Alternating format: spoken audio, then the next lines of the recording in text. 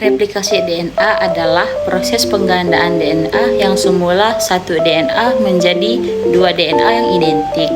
Ikatan hidrogen yang menghubungkan basa-basa double helix DNA akan diputus. Kemudian, kedua rantai membuka dan memisah. Setiap rantai yang berpisah kemudian berperan sebagai cetakan untuk membentukkan basa komplementernya yang baru, sehingga pada akhirnya terbentuklah dua DNA yang memiliki susunan basa identik. Struktur DNA yang berupa double helix yang terdiri dari dua untai yang polimer yang saling berpasangan secara komplementer. Dalam berpasangan, adenin berpasangan dengan tinin, sedangkan guanin berpasangan dengan sitosin. Protein memainkan peranan penting dalam tubuh kita, diantaranya untuk transportasi zat. Secara umum, sintesis protein terdiri dari dua tahapan, transkripsi dan translasi. Transkripsi merupakan proses pembuatan salinan mRNA yang berasal dari DNA. Sedangkan translasi merupakan proses penerjemahan mRNA menjadi protein. Jadi, singkatnya, sintesis protein adalah proses DNA menjadi mRNA, lalu mRNA menjadi protein. Nah, proses yang pertama yaitu transkripsi. Transkripsi terjadi di dalam nukleus.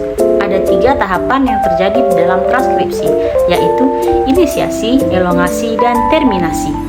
Saat terjadi proses transkripsi, DNA yang terkandung di dalam nukleus akan dihampiri oleh RNA polimerase. Inisiasi terjadi saat RNA polimerase melekat pada daerah promotor gen. Pada saat itu, mRNA polimerase akan memulai membentuk mRNA melalui cetakan DNA template. Poin yang harus diingat pada transkripsi adalah adenin pada DNA akan berpasangan dengan urasil.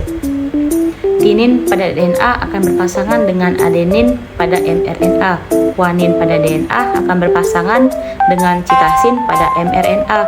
Citasin pada DNA akan berpasangan dengan guanin pada mRNA. RNA polimerase akan mengarahkan pembacaan dari arah 5 ke arah 3. Proses ini dinamakan sebagai elongasi. Transkripsi berakhir saat DNA polimerase sampai pada daerah terminator mRNA yang telah terbentuk mengandung urutan 3 basa nitrogen yang dikenal dengan kodon.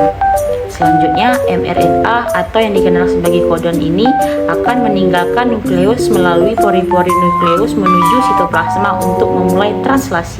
mRNA yang berada di nukleus akan berpindah ke sitoplasma yang merupakan tempat ditemukannya ribosom. Hal ini dilakukan untuk melanjutkan ke tahap translasi. mRNA mengandung urutan 3 jenis basa nitrogen yang disebut kodon. Sehingga, poin yang harus diingat adalah translasi merupakan proses penerjemahan mRNA untuk dibuat menjadi protein. Tahap inisiasi dimulai saat ribosom subunit kecil terikat pada mRNA ribosom. Subunit kecil ini akan bergerak dari arah 5 ke arah 3. Ketika sudah menemukan kodon AUG, tRNA yang membawa asam amino dan antikodon UAG akan melekat pada mRNA. Kemudian setelah tRNA terikat pada mRNA, maka ribosom subunit besar akan datang dan terikat juga bersama ribosom subunit kecil untuk melengkapi proses inisiasi. Ribosom subunit besar memiliki 3 daerah, daerah A, daerah P, dan daerah E. Saat terjadi proses elongasi, asam amino yang lain akan dibawa pada rantai mRNA oleh RNA transfer dengan membawa antioksidan. Asam amino yang baru ini akan memasuki daerah A. Lalu, ikatan peptida akan terbentuk di antara kedua asam amino pada daerah P. Saat itu, ribosom akan berpindah triplet kodon lain yang ada di mRNA sehingga tRNA yang sudah melepaskan asam amino akan berada di daerah E dan bersiap untuk keluar. Kemudian, daerah E bersiap untuk ditempati tRNA yang baru. Siklus ini akan terus berulang sampai pada tahap terminasi. Terminasi terjadi ketika salah satu dari 3 stop kodon berada di daerah A.